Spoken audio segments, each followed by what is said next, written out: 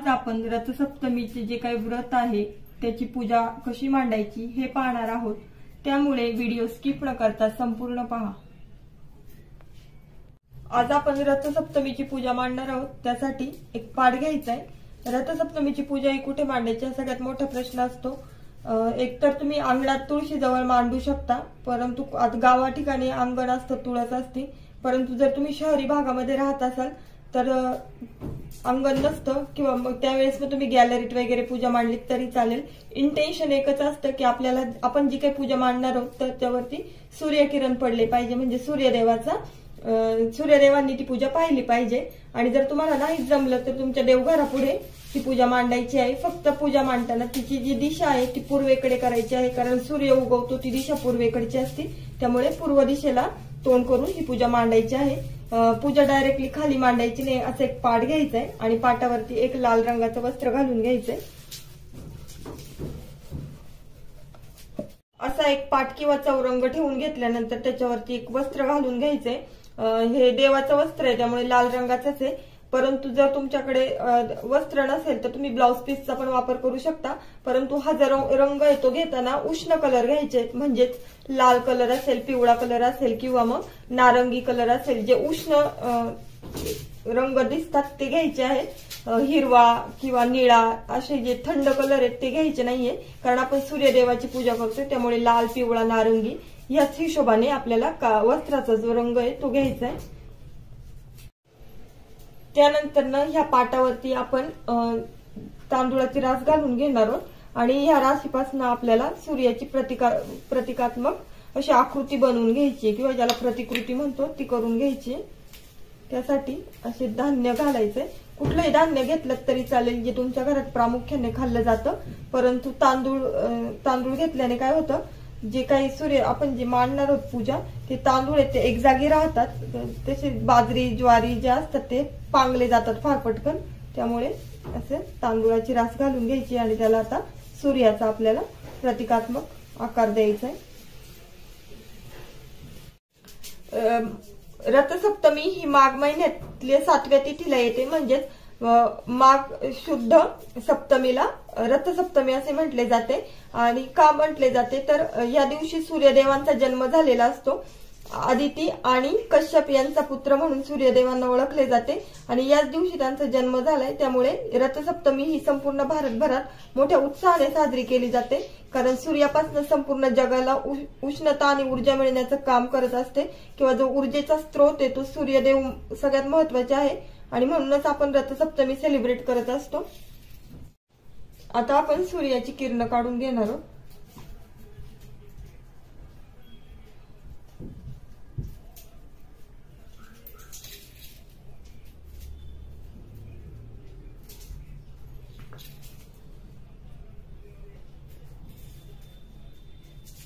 ही जी आपण प्रतिकात्मक सूर्याची आकृती करतोय तयार, ही रांगोळीने सुद्धा काढली जाते। परंतु रांगोळीने काढल्यानंतर ती जी काही आपल्याला बनवायची आकृती आहे ती फक्त तेवढीच राहते, त्यानंतर ते पुसली जाते। त्यामुळे आपण जर का अशा पद्धतीने तांदूळाची रास घालून बनवली तर हे तांदूळ आपण जेवणामध्ये उपयोग करू शकतो, म्हणजे ते वायाला जात नाहीत। रथसप्तमीचे विशेष असे महत्व आहे, कारण सूर्यदेवांचं जे वाहन होतं त्या वाहनाला 7 घोडे लावलेले होते, किंवा 7 घोडे आपण पाहिलं असेल सूर्यदेवांचं जर कुठे फोटो वगैरे असेल तर त्याच्यामध्ये 7 घोड्यांचं जे काही वाहन आहे ते असतं। आणि ते 7 घोडे म्हणजेच 7 सूर असतील किंवा 7 समुद्र असतील, 7 स्वर असतील, 7 रंग असतील, जे काही शुभ अंक असतो 7 या हिशोबाने असतो। त्यामुळे रथसप्तमी ही यासाठी प्रचंड अशी महत्वाची आहे। अशा पद्धतीने आपली जी काही सूर्याची आकृती आहे ती तर बनवून झाली आहे। परंतु आता सगळ्यात पहिल्यांदा आपण गणपतीचे पूजन करणार आहोत, कारण कुठलीही पूजा ही गणेश पूजनाशिवाय सुरूच होत नाही। त्यामुळे एक सुपारी घ्यायची। तुमच्याकडे जर गणपतीची मूर्ती असेल तर मूर्ती घेतली तरी चालेल, परंतु खूपदा आपण पूजेसाठी सुपारी पुजतो गणपती म्हणून। त्यामुळे गणपतीची जी मूर्ती आहे ते सुपारी आहे ती आपण पूजून घेणार आहोत। त्यानंतर आपलं जे पाणी आहे त्याने अभिषेक घालून घ्यायचा आहे आधी। ओम गण गणपती नमः, ओम गण गणपती नमः, ओम गण गणपती नमः. त्यानंतर पंचामृताने अभिषेक घालून घ्यायचा आहे. ओम गण गणपती नमः, ओम गण गणपती नमः, ओम गण गणपती नमः. त्यानंतर पुन्हा एकदा आपलं जे साधं पाणी आहे त्याने अभिषेक घालायचा आहे. ओम गण गणपती नमः, ओम गण गणपती नमः, ओम गण गणपती नमः. आणि त्यानंतर आपले जे गणपती बाप्पा आहे यांना आसन द्यायचंय आणि गणपती बाप्पांची हळदी कुंकू अक्षता लावून पूजा करून घ्यायची.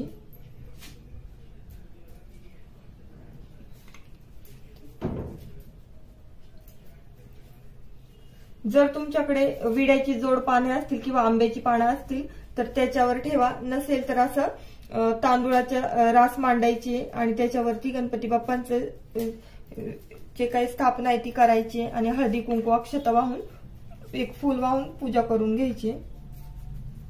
वक्रतुंड महाकाय सूर्यकोटी समप्रभ निर्विघ्नं कुरु मे देव सर्व कार्येषु सर्वदा. जे कुठलं फूल तुमच्याकडे अवेलेबल असेल ते द्यायचंय. परंतु जर जास्वंदीचं फूल असेल तर गणपती बाप्पांना ते जास्त प्रिय असतं, ते असेल तर ठीक, नसेल तर जे कुठलं असेल ते वाहून घ्यायचंय आणि पूजा करून प्रार्थना करायची आहे की जी काही पूजा होणार आहे ती निर्विघ्न पार पडू दे म्हणून. गणपती पूजन झाल्यानंतर सगळ्यात पहिलं तर आपण दीप प्रज्वलन करून घ्यायचंय. दीप प्रज्वलन करण्यासाठी दिव्याखाली थोड्या अक्षता टाकायच्या आहेत आणि त्याच्यावरती दिवा ठेवायचा आहे आणि दिव्याची आणि ज्योतीची दोघींची पूजा करून घ्यायची. दिव्याला आणि ज्योतीला सुद्धा हळद कुंकू आणि अक्षता वाहून पूजा करून घ्यायची आणि एक फूल व्हायचे.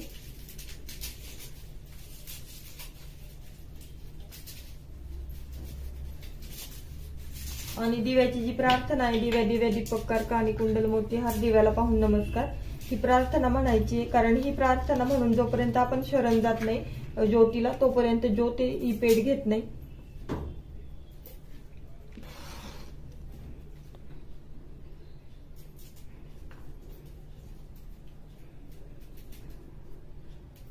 अशा पद्धतीने दीप प्रज्वलन आणि गणेश पूजन झाले, जे आपण प्रत्येक पूजेसाठी करतच असतो तेच आपल्याला रथसप्तमीच्या पूजेसाठी पण करायचं आहे.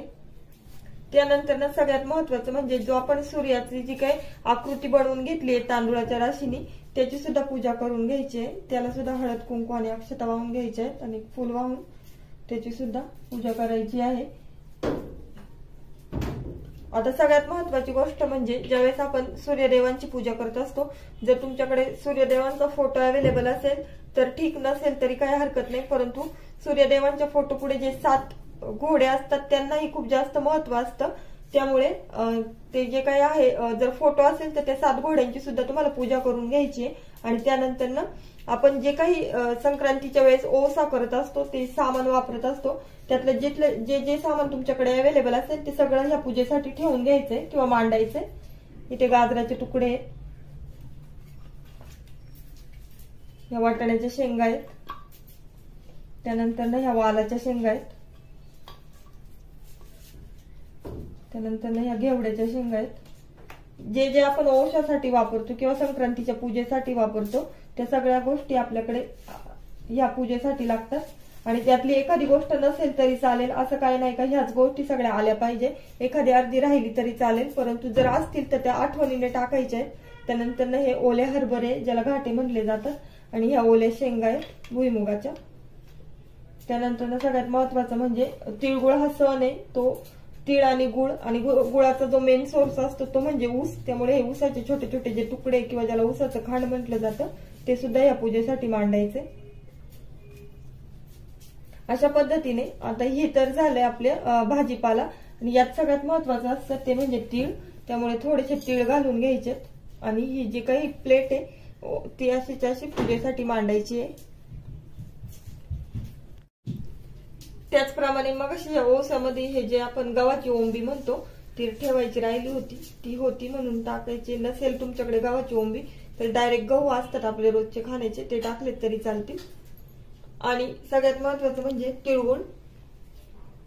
जर तिळगुळ नसेल तर आपलं साधं गुळ खोबऱ्याचा नैवेद्य असतो, त्या गुळावरतीच तुम्हाला थोडेसे तिळगुळ घालून घ्यायचे. आणि हा जो काही गुळ खोबऱ्याचा नैवेद्य आहे तो इथे मांडून घ्यायचा आहे।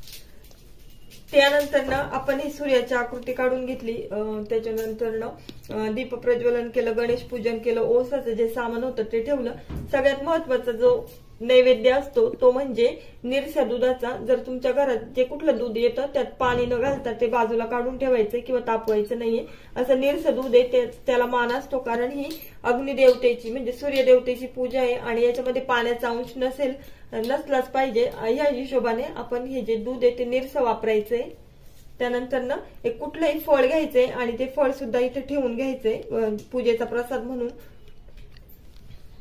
त्यानंतर पूजा मांडून झाल्यानंतर आपलं जे पूजेचं वातावरण आहे ते आणखीन प्रसन्न व आल्हाददायक करण्यासाठी आपण धूप किंवा अगरबत्ती आहे ती ओवाळून घ्यायची आहे।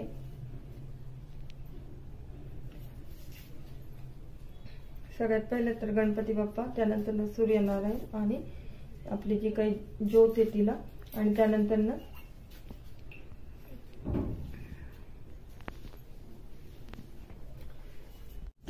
सगळ्यात महत्वाचं म्हणजे ही जी रथसप्तमीची पूजा आहे ही पहाटेच्या वेळी केली जाते आणि रथसप्तमीची पूजा मांडण्याचा एक पंचांगामध्ये टायमिंग दिलेला असतो। ह्या वर्षीचा जो टायमिंग आहे तो पहाटे 5:27 तर 7:09 आहे। त्यामुळे तुम्हाला ही जी पूजा आहे ती पहाटे उठून मांडायची आहे। आणि रथसप्तमीचे जे उपवास आहे ते माघ शुद्ध प्रतिपदेपासून माघ शुद्ध सप्तमीपर्यंत म्हणजेच माघ महिना चालू झाल्यानंतर पहिल्या दिवसापासून ते रथसप्तमीपर्यंत करायचे असतात। आणि ते उपवास असतात ते सकाळी सूर्योदयापासून चालू होतात ते संध्याकाळी सूर्यास्त झाल्यावरती संपले जातात किंवा उपवास सोडायचे असतात। त्यामुळे हे जे उपवास आहेत ते तुम्ही फळं खाऊन करा किंवा तुम्ही जर उपवासाचे पदार्थ खात असाल तर करा, किंवा निर्जळी केले, काही लोक निर्जळी करतात, तर तुमच्या हिशोबाने जसे तुम्हाला जमतील तसे पण हे रथसप्तमीचे उपवास केलेले चांगले असतात, कारण यामुळे आपल्या घरात सुख समाधान समृद्धी येत असते अशी भावना आहे। त्यानंतर ही जी पूजा आहे ही जी आपण पौष महिन्यातील रविवारी करायची पूजा आहे सेम त्यासारखी मांडतो, कारण ही सूर्यदेवाची उपासना आहे। त्यामुळे ती पूजा आणि ही पूजा एकच आहे असं म्हटलं तरी काहीच हरकत नाही। आणि त्यावेळेस जसं आपण आदित्य रानूबाईची कथा वाचतो ती कथा वाचली तरी चालते या रथसप्तमीच्या दिवशी। आणि सगळ्यात महत्वाची गोष्ट म्हणजे रथसप्तमीच्या दिवशी सूर्यदेवांना अर्घ्य द्यायचे असते। आता अर्घ्य कसे द्यायचे ते सांगते। सगळ्यात पहिलं तर एक असा स्वच्छ घासलेला तांब्याचा तांब्या घ्यायचा आहे। जर तुमच्याकडे तांब्याचा तांब्या नसेल तर पितळेचा स्टीलचा कुठलाही घेतला तरी चालेल, परंतु तांब्याच्या तांब्याला विशेष असं महत्व असतं। आणि या तांब्याच्या तांब्याला हळदी कुंकवाची 5-5 बोट किंवा जे आपण 5 नाम म्हणतो ते ओढून घ्यायचे आहे। सगळ्यात पहिलं तर हळदीचे 5 नाम ओढून घेऊ।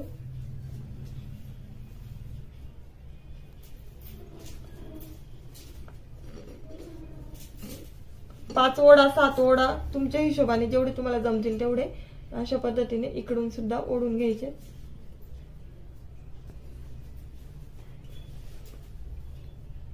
आणि नाम ओढताना कायम खालून वरपर्यंत ओढायचे असतात।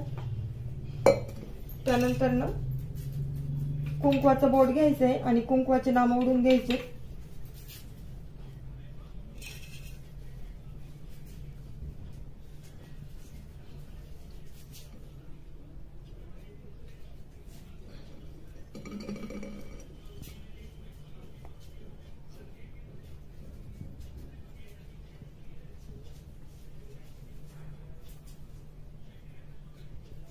आपल्याला माहितच असेल की मकर संक्रांतीपासून चालू झालेले जे हळदी कुंकवाचे कार्यक्रम असतील किंवा तिळवा प्रोग्राम असेल किंवा लहान मुलांचं बोरस्नान असेल हे रथसप्तमीपर्यंत केले जातात किंवा रथसप्तमीपर्यंत करण्याची मुभा असते। कारण जे काही सूर्यकिरण येणारे असतात आपल्याला माहितच असेल की आपल्या शरीराला व्हिटॅमिन डी ची सुद्धा खूप जास्त गरज असते आणि ते जर मिळालं नाही तर आपल्याला त्याच्या व्हिटॅमिन डी ची कमतरता भासली तर खूप साऱ्या आजारांना तोंड द्यावं लागतं।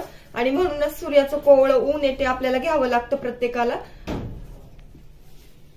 आणि यासाठी रथसप्तमीपर्यंत म्हणजेच जसं आपण भोगीच्या दिवशी संक्रांतीच्या दिवशी किंवा माघ शुद्ध प्रतिपदेपासून रथसप्तमीपर्यंत रोज सूर्याला अर्घ्य देत असतो। कारण वर्षातील हे 7-8 दिवस जरी आपण सूर्यदेवांना अर्घ्य दिले तरी आपल्याला जी काही व्हिटॅमिन डी ची मात्रा भरपूर प्रमाणात मिळणार आहे ती आपल्याला वर्षभर पुरेल इतकी असते। की आणि जी उष्णता आणि ऊर्जा मिळते सूर्यनारायणापासून ती सुद्धा वर्षभर टिकेल इतकी असते। त्यामुळे या 7 दिवसात सूर्यनारायणाची उपासना करण्याला अनन्यसाधारण असे महत्व आहे। आता ह्या आपण ज्या काही तांब्याच्या कलशामध्ये हळदी कुंकवाचे नाव मोडून घेतले आहे, याच्यामध्ये कंठापर्यंत किंवा गळ्यापर्यंत पाणी भरून घ्यायचं आहे।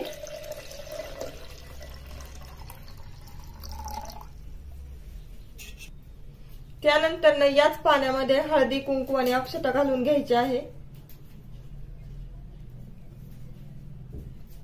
त्याचबरोबरीने कुठलंही एखादं फूल आणि लाल रंगाचं फूल असेल तर अतिउत्तम, नसेल तर जे कुठलं फूल असेल ते फूल घालून घ्यायचं आहे आणि थोडेसे तीळ घालून घ्यायचे आहे। आणि याचं जे काय अर्घ्य आहे ते सूर्यदेवांना द्यायचं आहे। आणि अर्घ्य देताना सूर्यदेवांचे जे मंत्र आहेत ते म्हणायचे आहे, जसे की ओम भास्कराय नमः किंवा ओम आदित्याय नमः। या पद्धतीने 108 वेळा तरी सूर्यदेवांचं नाव आहे ते घेता आलं पाहिजे। म्हणजे आपण जसं म्हणतो जप करायचंय तसं सूर्यदेवांचा जप पूर्ण करायचा आहे।